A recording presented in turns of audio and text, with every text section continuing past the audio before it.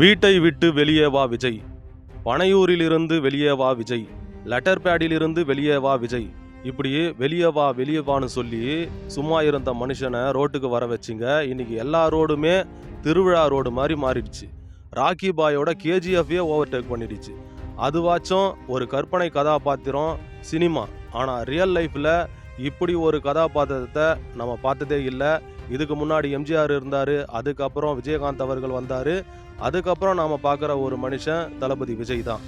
அதுலேயும் குறிப்பாக கரூர் துயர சம்பவத்துக்கு அப்புறம் இவரோட அரசியல் போக்கு, மனநிலை, பேச்சாற்றல், அரசியல் நிலைப்பாடு எல்லாமே டோட்டலாக மாறி இருக்கு. மக்களும் இவரை அதுக்கப்புறம் தான் அதிகமாக நேசிக்கிறாங்கன்னு சொல்லலாம். இவர் கட்சி ஆரம்பித்து 2 வருஷம் ஆகுது. அமைதியான வழியில் ஆர்ப்பாட்டம் இல்லாமல், அவதூறு பேசாமல், யாரையும் தாக்கி பேசாமல் பொறுமையாக தான் அரசியல் பண்ணிட்டு இருந்தார். இவரை இந்த அளவுக்கு மாற்றினது எதிர்கட்சிகளும், இனி தமிழ்நாட்டை நாம் தான் ஆள வேண்டும் என்ற எண்ணம் கொண்டவர்களும் தான் மாற்றியிருக்காங்க. தேர்தல் நெருங்க இவர் மேலே இருந்த அவதூறுகளும் எதிர்மறையான பேச்சுகளும் கொஞ்சம் கொஞ்சமாக குறைஞ்சிட்டு இவருக்கு சப்போர்ட் அதிகமாகிட்டு தான் இருக்கு.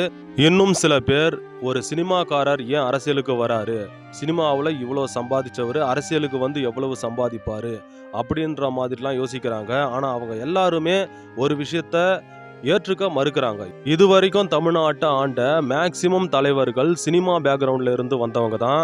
காமராஜரையும் எடப்பாடி பழனிசாமியும் தவிர எல்லாருமே சினிமா பின்புலம் கொண்டவங்க தான். உதாரணத்திற்கு கலைஞர் அவர்கள், எம்ஜிஆர், ஜெயலலிதா, கேப்டன் விஜயகாந்த், சீமான், ஸ்டாலின், உதயநிதி ஸ்டாலின், திருமாவளவன் ஐயா கூட ஒரு படத்தில் நடிச்சிருக்காரு. அன்புமணி ராமதாஸ் அவர்களும் ஒரு படத்தில் நடிச்சிருக்காரு. இப்படி எல்லாருமே சினிமா பின்புலம் கொண்டு தான் வந்திருக்காங்க. இதில் விஜயை மட்டும் நீ சினிமாக்காரர், நீ அரசியலுக்கு வரக்கூடாதுன்னு சொல்கிறது கொஞ்சம் வருத்தத்துக்குரிய விஷயந்தான். இவங்க எல்லாரையுமே ஒரே ஒரு கேள்வி தான் கேட்குறோம். சினிமாக்காரங்க அரசியலுக்கு வரக்கூடாது, சரி. இது வரைக்கும் ஆண்டவங்களும் சரி, ஆண்டுக்கிட்டு இருக்கிறவங்களும் சரி, சினிமா பின்புலம் இல்லாதவர்களா? சரி. சினிமாவை தாண்டி நீங்கள் யாரை இனி வரும் காலங்களில் முதலமைச்சராக தேர்ந்தெடுக்க போகிறீங்க அல்லது எம்எல்ஏ எம்பிக்களாக தேர்ந்தெடுக்க போகிறீங்க?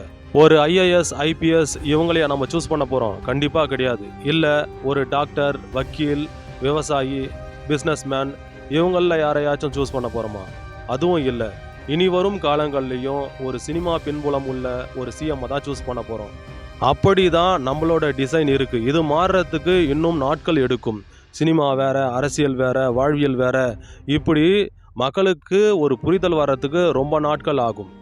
இந்த யதார்த்தத்தை தான் நாம் புரிஞ்சுக்கணுமே தவிர, சினிமாக்காரன் அரசியலுக்கு வரக்கூடாது, விஜய் அரசியலுக்கு வரக்கூடாது அப்படி இப்படின்னு சொல்கிறதுல எந்த ஒரு நியாயமும் கிடையாது. இன்னும் சில பேர் ஒரு படி மேலே போய் சினிமாக்காரனுக்கு கூடுற கூட்டலாம் ஓட்டா மாறாது அப்படின்னு சொல்கிறாங்க. கமலஹாசன் அவர்களுக்கு 30 லட்சம் பேர் ஓட்டு போட்டது இந்த கூட்டம் ஓட்டா மாறாதுன்னு சொல்கிறாங்கல்ல, அவங்க தான் கமலஹாசனுக்கு 30 லட்சம் ஓட்டு போட்டிருக்காங்க. அவங்க தான் எம்ஜிஆரை சிஎம் ஆக்கியிருக்காங்க, கலைஞரை சிஎம் ஆக்கியிருக்காங்க, அம்மாவை சிஎம் ஆக்கியிருக்காங்க, விஜயகாந்த் ஐயாவை எதிர்கட்சி தலைவராக மாற்றியிருக்காங்க, சீமான் அண்ணனுக்கு 8 விழுக்காடு சதவீதம் ஓட்டுகளை கொடுத்துருக்காங்க. எல்லாருக்குமே ஒரு அங்கீகாரத்தை கொடுத்தது இந்த மக்கள் தான், இந்த கூட்டம் தான். இந்த சினிமாக்காரங்களுக்கு தான் மக்கள் ஓட்டு போட்டிருக்காங்க.